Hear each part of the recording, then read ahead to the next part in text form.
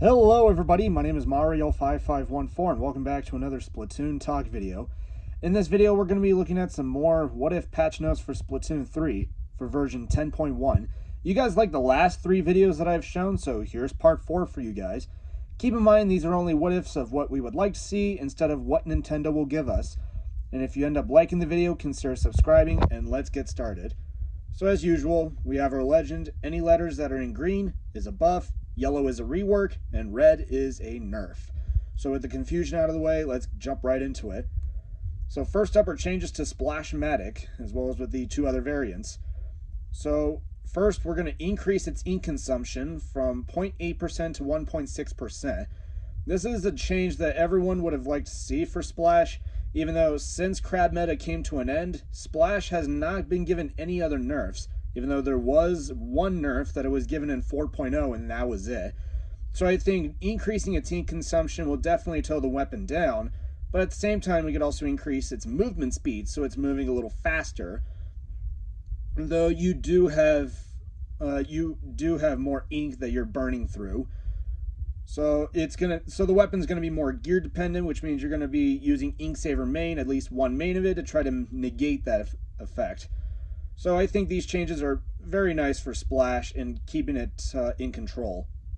Alright, next up are changes to the 96 gal weapons. So for all 3 weapons, we're going to increase its movement speed from 0.04 units to 0.065 units. It's not going to be as fast as what we see on 52 gal, though it will be slightly fast. Even though a lot of people are going to say this is not going to be fast, even though it will be strafing a little quicker, though it's still going to be a slow-moving weapon. We're also going to decrease its angle deviation when jumping from 11.3511 degrees down to 10.5 degrees.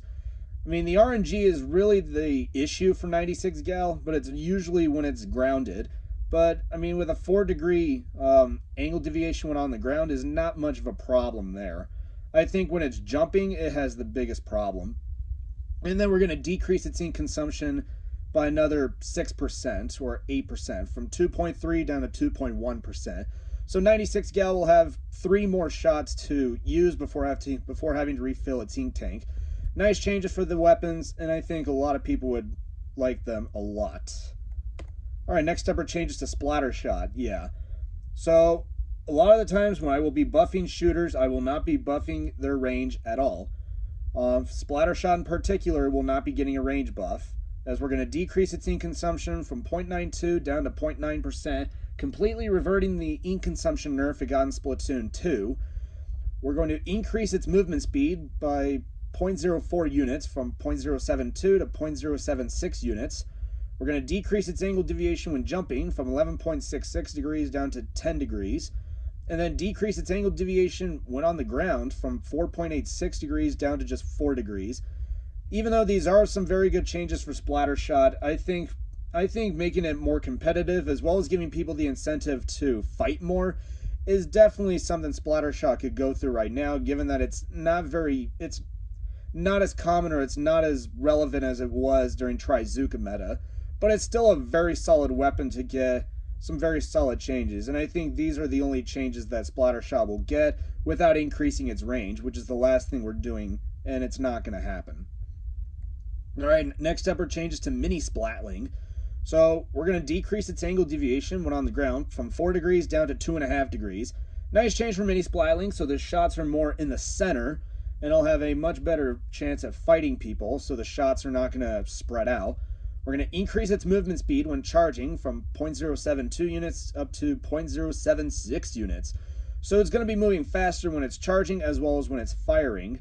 And then we're also going to decrease its angle deviation when jumping from 8 degrees down to 6 degrees. I doubt people are going to be jumping with Mini Splatling, but if there are people who do jump when firing Mini Splatling, this change would make Mini Splatling a bit more bearable. So nice changes here. I bet a lot of people would doubt these would happen, but they're very nice changes. I think we could accept them. Alright, next up are changes to Rapid Blaster. So for both weapons, we're going to decrease its ink consumption from 7% down to 6%. So you have like 2 to 3 more shots before you have to refill your ink tank, or possibly 4 or 5. We're going to decrease its angle deviation when jumping from 8 degrees down to 6 degrees. I mean, the jump RNG is really the issue that blasters have. So this will make Rapid Blaster more viable when jumping, though you're still going to be running Intensify Action, at least one main of it. And then we're going to increase its movement speed from 0.055 units up to 0.07 units. So it's going to be moving and strafing a little faster, even though I doubt Rapid Blaster is going to be strafing, though if it is, it's a very nice change for it. Alright, next up are changes to ballpoint splatling. So we're going to decrease the angle deviation when it's on the ground, specifically in its long range mode, from 1.5 degrees down to 0.75 degrees. Not only are we going to be reverting the nerf that I got in 6.1, but we're also going to slightly revert the nerf that I got back in Splatoon 2 by a bit. So I think having it at 0.75 degrees with its angle deviation when on the ground in its long range mode would definitely make the weapon more powerful. We're going to decrease its angle deviation when jumping from 4 degrees down to 2.5 degrees. I doubt people are going to be jumping with ballpoint, but if they are, this will make ballpoint still accurate and would make it more bearable for people. And I doubt people are going to be running Intensify Action on it. And then we're going to increase the effective run speed up from 25 to 30%. We're going to revert the nerf that I got in Splatoon 2 back in 4.3. So run speed is going to be more effective on ballpoint than it is currently. And then we're going to increase the damage in its short range mode from 28 to 30. So its short range mode is going to be more consistent with its long range mode. So the two of them are now going to be dealing 30 damage across the board. So it's going to be more of a consistent force shot for both its short range mode as well as with its long range mode. Nice changes for ballpoint right here. I don't think they're that intrusive. Alright, next up are changes to Range Blaster. So first up, we're going to decrease its ink consumption from 11% down to 10%, so you have like 2 to 3 more shots before you have to refill your ink tank. We're going to decrease its angle deviation when jumping from 8 degrees to 6 degrees, so it's not going to be using Intensify Action as much, though you'll still be running at least one main of it. We're going to increase its blast radius from 3.3 units to 3.4 units, so a 3% increase. Slightly reverting the nerf that I got in 9.0. It's still going to be small, though it's still going to be powerful. And then decrease the time to refill your ink tank, basically its lighting frames or whiting, from 70 frames down to 60. It is something that Range Blaster kind of struggles with, so I think these changes are going to push it into a much better position than where it is right now. Alright, next up are changes to the 52 gal. So a lot of people are going to be very upset with these changes, but like I said, I'm not buffing the range at all. And 52 gal is not going anywhere in its range. It is going to stay where it's at. As we are going to decrease its angle deviation when on the ground from 6 degrees to 4.5 degrees. And then decrease its angle deviation when jumping from 12 degrees down to 10 degrees. I mean, the RNG is really the issue for 52 gal, so making it that it doesn't have as much RNG, definitely something that 52 gal could work with. And then we're going to increase its movement speed from 0.06 units to 0.075 units. Not much change here, but still, at least 52 gal will feel a lot better with its RNG being fixed a bit, though we're still not changing its range at all. I think it's going to stay at almost 12.5 units, which is where its range is currently. So yeah, I think these changes are very good for 52 gal, and that's all it's going to get. But I doubt these are going to happen. Alright, next up are changes to the H3 nozzle nose. So for all three weapons, we're going to increase the player's movement speed by roughly 50% from 0.06 units to 0.12 units. So it's going to be moving faster than it is right now. We're going to decrease its ink consumption per shot from 2.08 back to 1.8%, completely reverting the ink consumption nerf it received back in Splatoon 2. We're going to decrease its burst fire rate, or the end lag between bursts, from 20 frames down to 15 frames. So there's not going to be as much end lag or delay between firing a burst or 3 shots. But of course, with its ink consumption being buffed per shot, its ink consumption per burst is being decreased from 6.24% down to 5.4%, since 1.8 times 3, which is 3 shots, equals 1 burst, which is 5.4%. So I think these changes would definitely make H3 nozzle nose a lot more effective because, I mean, looking at H3 nozzle nose, it does have some very solid kits. It's just the main weapon struggles. So I think these changes would make it a lot more effective on the battlefield. Would it be a much better weapon to use? The answer is yes. Will it be one of the best? Unfortunately, no. but it's a step in the right direction here. Alright, next up are changes to dually squelchers. So we're going to decrease its ink consumption when rolling from 8% down to 6%. So, I mean, with dodge rolls being 8% and now buffing them to 6%, dually squelchers will have more ink to burn through when it's in its turret mode. And with dually squelchers not having any end lag, having little to no end lag, this is definitely a good change for dually squelchers.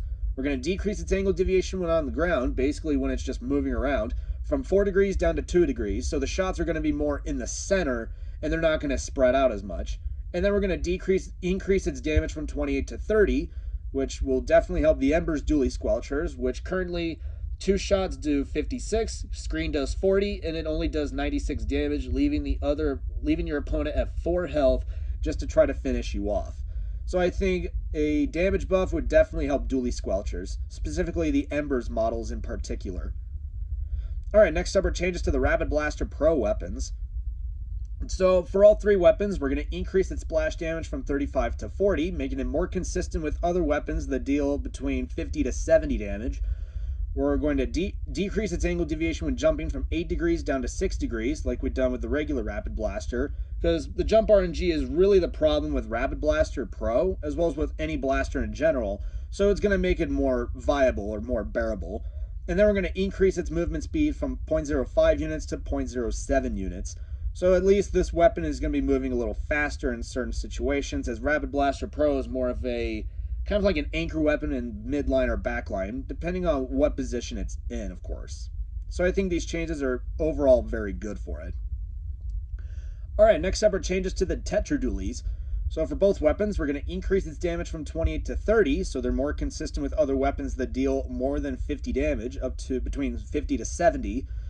But of course, Dark Tetra Dualies is going to benefit a lot from the damage buff, as Reef Slider's blast radius deals 70 damage, with Tetra Dualies dealing 30, it makes Tetra a one-shot, so this is very good right here. We're going to decrease its angle deviation when on the ground from 7.4 degrees down to 5 degrees, so the shots are going to be more in the center more than they are spread out, since Tetra Dualies has like the worst ground RNG, and I think this makes them more bearable. And then we're going to increase its movement speed from 0.072 units to 0.085 units, so it's going to be moving faster than it did beforehand. So I think with these changes, it's not going to push them over the edge to being like broken, though it's a step in the right direction for Tetra to actually stay in the game, or to be noticed. Alright, next up are changes to Dynamo Roller. So for all 3 weapons, we're going to decrease its ink consumption from 18% down to 16%, so it has 1 to 2 more flicks that it can perform before having to refill its ink tank. We're going to increase its central zone, where it's possible to splat an opponent when performing a horizontal flick, by 10%. So we're going to slightly revert the nerf that it got in Splatoon 1 back in 2.9, and it will make Dynamo Roller a lot powerful than it is right now. And then we're going to increase its ink coverage when performing a horizontal flick by 7%. So when you're performing a horizontal flick, its paint output or its ink coverage will be more consistent, so there's not going to be as many gaps after performing the horizontal flick. So I think this change is definitely moving in the right direction and making Dynamo Roller more viable, and at the same time having it slowly rise up or making it more noticeable to the other players.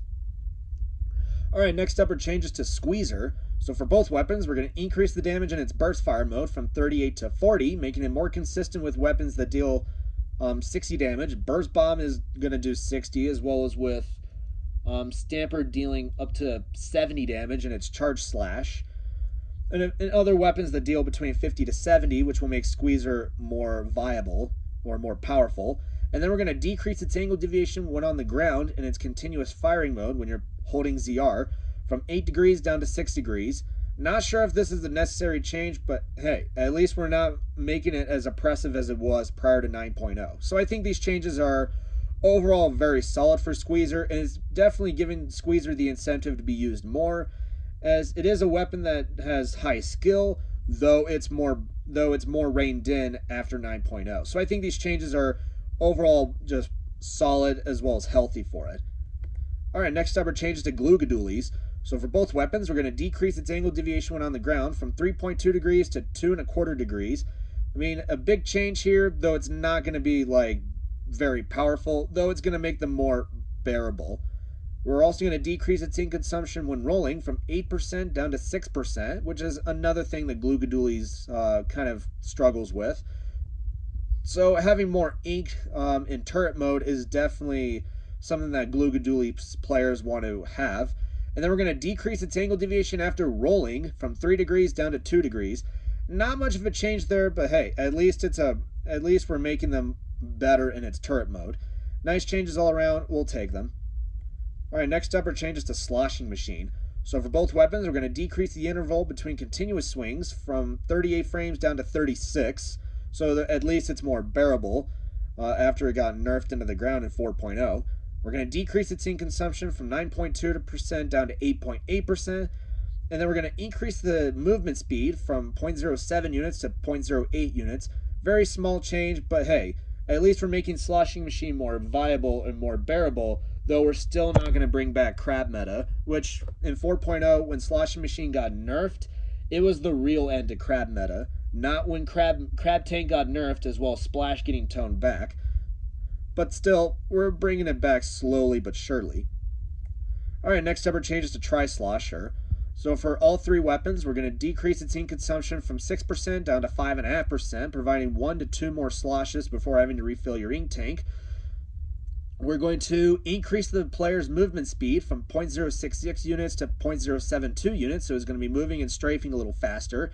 And then increase its sloshing range when jumping from 10.45 units to 10.65 units. A very noticeable change for Tri-Slosher, especially for Tri-Slosher Nouveau, which still is only being run in double cooler comps, but still, it's a very solid change for Tri-Slosher without pushing it overboard. Alright, next up are changes to the Dreadringer. So for all three weapons, we're going to increase the player's movement speed from 0.04 units to 0.065 units, so it's going to be moving and strafing a little faster. We're also going to increase its ink consumption from 9% to 9.4%, given that it was not given a nerf in 9.0, besides Slosher and Squeezer. So I think a little bit of an ink consumption nerf would make it a little more fair. And then we're going to decrease the amount of time it takes to refill your ink tank, basically its white ink or its lighting frames, from 50 frames down to 45 frames. So I think these are some nice changes for Dreadringer without ruining the weapon or without pushing it over the edge to being one of the best. Though it's still a solid changes, we'll possibly take them if they're going to happen. Alright, next up are changes to Splabbrella, as well as to Cerellabrella. For both weapons, we're going to increase its max damage from 81 to 90. We're going to decrease its ink consumption from 5.5% down to 4.5%. But of course, with its max damage being increased, we're going to increase its pellet damage from 16.2 to 18 damage, given that it takes 5 pellets to deal up to... It takes 5 pellets of either 16.2 damage to deal 81, but of course with 18 times 5 of pellets would equal 90 damage. So its pellet damage is being increased with the max damage being increased. And then we're going to increase its movement speed when shielding from 0.055 units to 0.065 units. So it's definitely going to be in a position where it can fire as well as shield at the same time or at the same speed. Alright, next up are changes to Splatana Stamper. So for all three weapons, we're just going to decrease its ink consumption when performing a charge attack from 11.7 just to 11%. Not much of a noticeable change there, but at least it's making Stamper a bit more usable, even after its burst bomb nerf that it was given in 3.1 when talking about the regular Stamper. Though with Stamper's very high difficulty, this is probably going to be the only change it will receive, and that's it. Alright, next up are changes to Splattershot Nova. For both the weapons, we're going to decrease its angle deviation when on the ground from 5.5 degrees down to 3 degrees. We're going to decrease its angle deviation when jumping from 8 degrees down to 6, and then increase its damage from 24 to 26, finally becoming a more powerful weapon, but it's only going to be like a force shot, kind of like what we see with Jet Squelcher. Though these are some good steps in the right direction, though Nova is still not in a good position right now. And a lot of people are going to prefer Jet Squelcher over Splattershot Nova, but still, with some solid quality of life changes, it's definitely going to make it more bearable to some people who like using it. Alright, next up are changes to Heavy Splatling. So for both weapons, we're going to decrease its angle deviation when on the ground from 3.3 degrees down to 2.5. So it's going to be more accurate in firing. We're going to increase the player's movement speed when firing from 0.07 units to 0.085 units. And then we're going to increase the player's movement speed when charging from 0.062 units to 0.07 units. So it's going to be faster when it's charging and when it's firing. So usually heavy splatling is a solid weapon, though it's more of a kit problem, as its kits are not very good at the moment. But if we get heavy splatling remix, it's definitely going to have a much better kit than what we have right now. But still, these are some solid changes for heavy, and I think that's all it's going to get. Alright, next up are changes to the undercover umbrella. So for all 3 weapons, we're going to increase its damage from 40 to 45. We're going to increase its canopy HP from 200 to 250, so it can take a little more of a beating, though it's still going to get shredded by Splat Bomb. We're going to decrease the time to regenerate its canopy from 3.7 seconds to 3.5 seconds, and then increase the amount of pellets fired from 7 to 9, so there's going to be more pellets coming out when you pull the trigger on it. Though these are some solid changes here, I doubt that these will happen. Though it's a very nice step in the direction to make undercover more usable.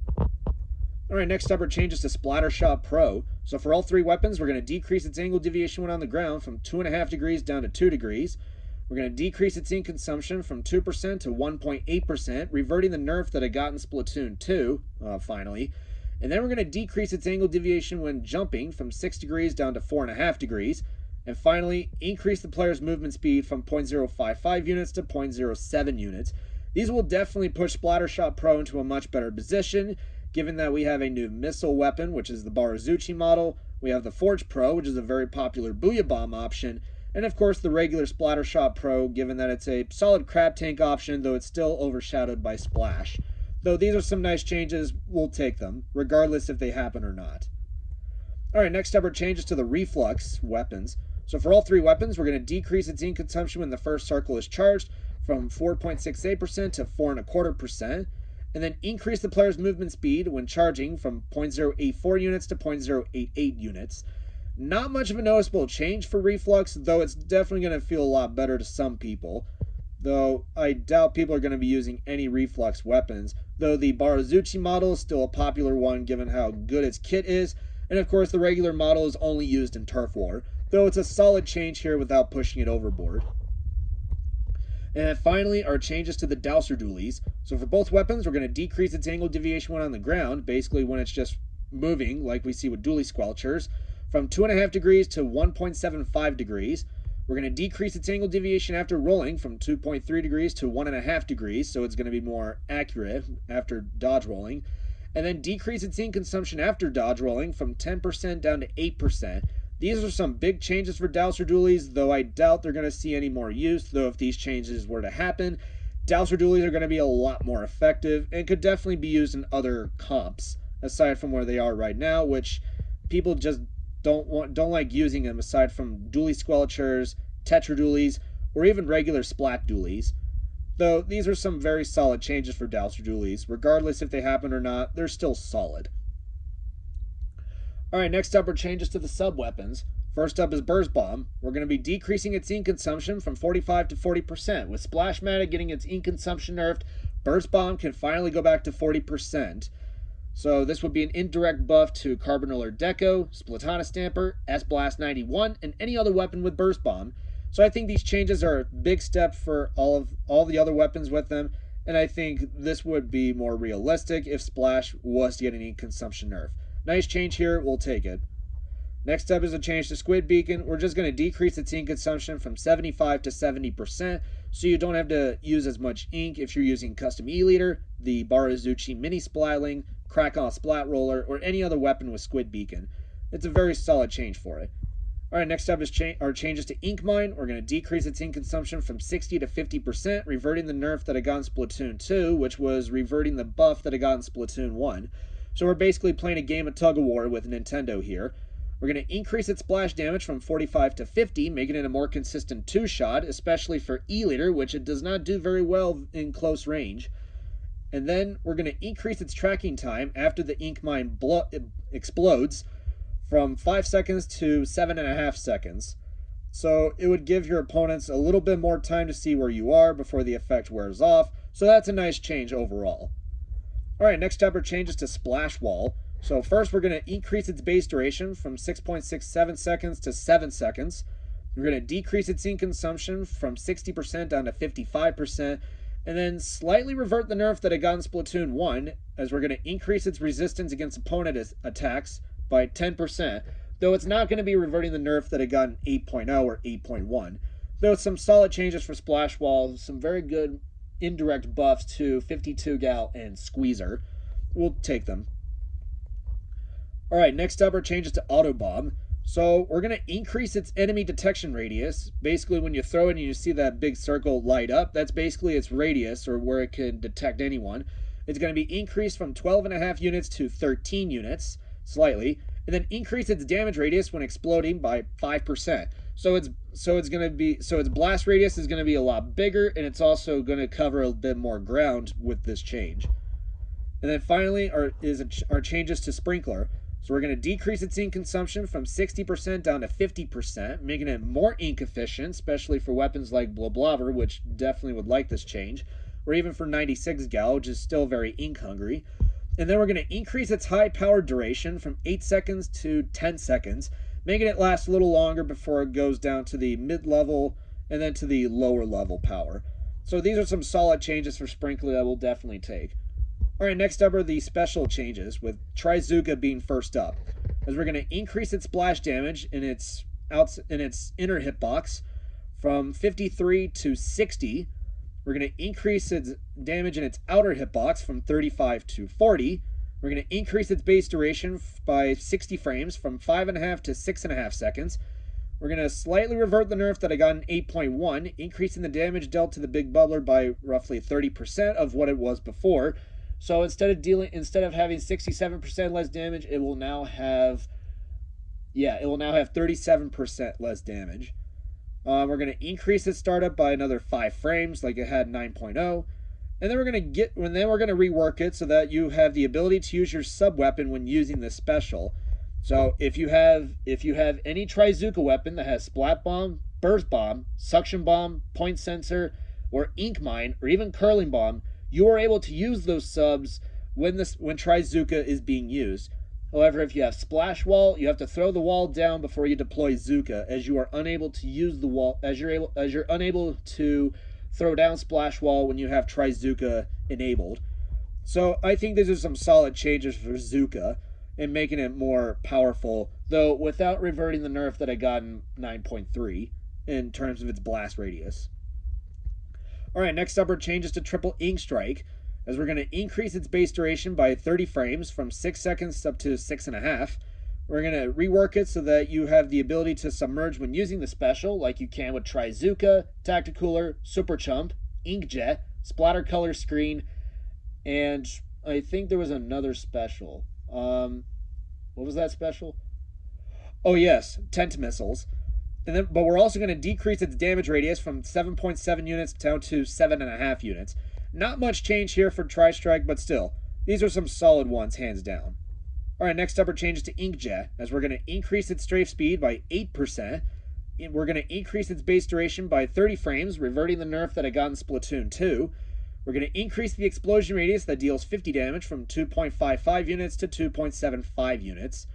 We're going to increase the damage dealt to the Big Bubbler by direct shots and explosions by 30% of what it was before. So this is another buff, the same as we just gave to Trizooka. So this is a mutual change that both Inkjet and Trizooka will have in dealing slightly less damage or dealing a little more damage to Big Bubbler. Slightly reverting the nerf that it got in 8.1, we could start seeing Inkjet slowly rise back up, though it will still be overshadowed by Trizooka always shooting it down, or with any other mid lines that does have the range and power to shoot it out of the sky.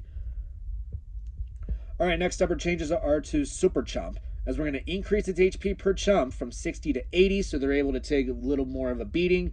We're going to decrease its base duration by 90 frames from 10.5 seconds down to 9 seconds. We're going to increase the number of chumps launched from 12 to 14, and then decrease the amount of time between falling and exploding by 30 frames, from 3.5 seconds to 3 seconds, so you don't have as much time to destroy the chumps before they explode. So these are some solid changes for Super Chump and making them more viable. Alright, next up is a change to Ultra Stamp, as we're just going to slightly revert the nerf that I got in 4.0, increasing its damage by 30 frames, from 7.5 to 8 seconds. nice change here. A lot of people would like this a lot, given with the recent buff that Ultra Stamp has been given in 9.3. This will definitely push it into a much better position. Alright, next up our changes are to Tent Missiles. So we're going to decrease its base duration, or its cooldown, by 60 frames, so it will now have a 9-second cooldown instead of a 10-second cooldown. We're going to increase the explosion radius that deals 30 damage from 4.25 units to 4.5 units, slightly.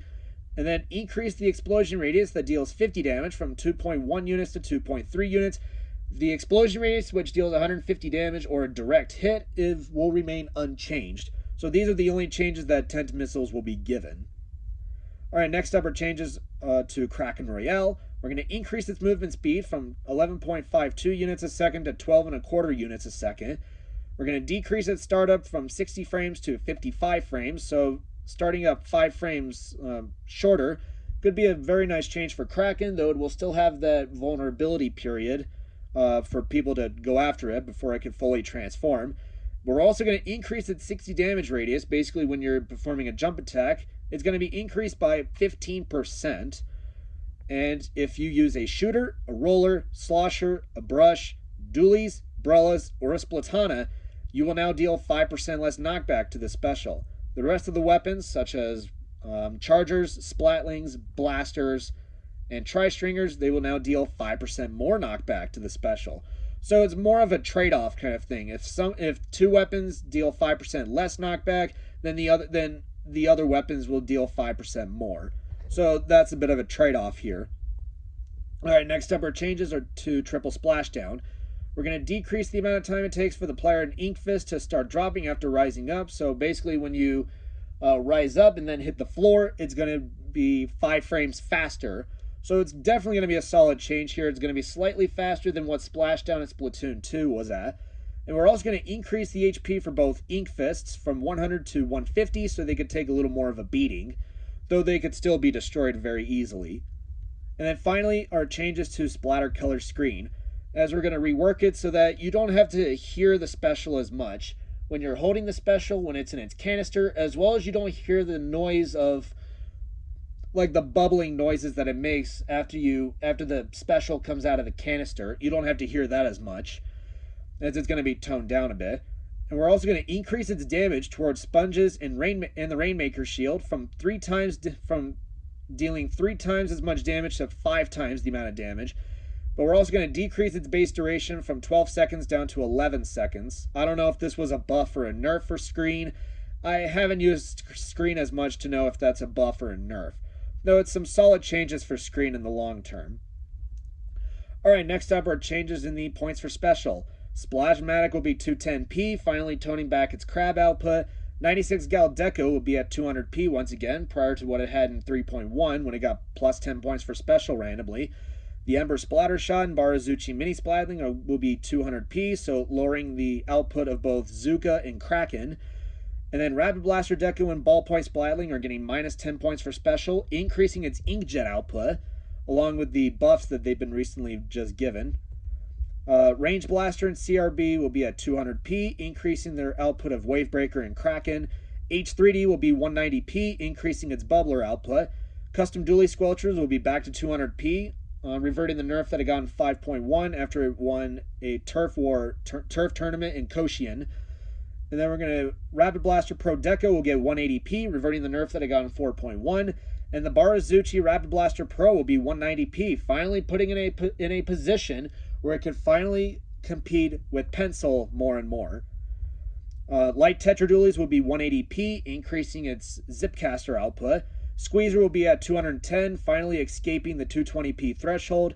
Foil Squeezer will be at 200p, lowering its screen output. Sloshing Machine will be at 210, finally escaping the 220p threshold with Squeezer.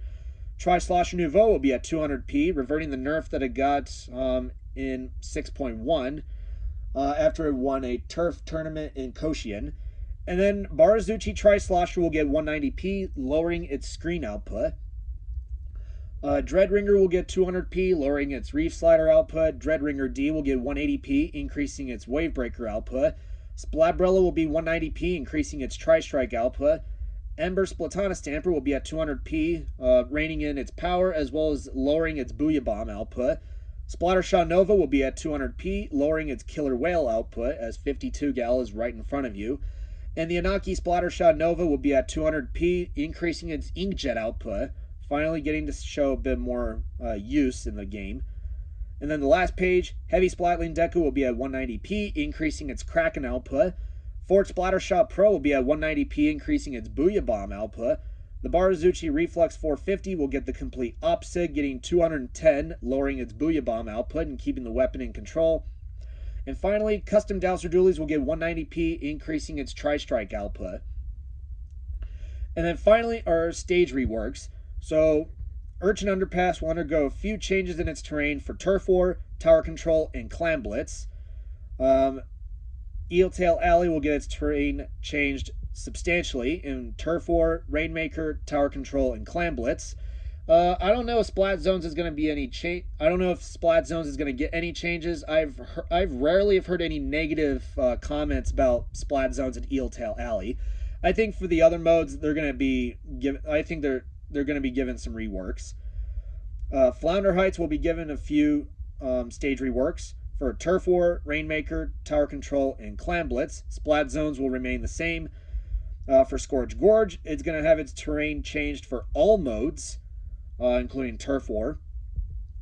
Undertow Spillway will get its terrain changed slightly in all modes. And then finally, Mincemeat Metalworks will get its terrain changed in Turf War, Tower Control, Rainmaker, and Clam Blitz. And that's it. That is all the what if changes for 10.1. If you guys like the video, consider subscribing. Thank you all for watching, and I will see you next time.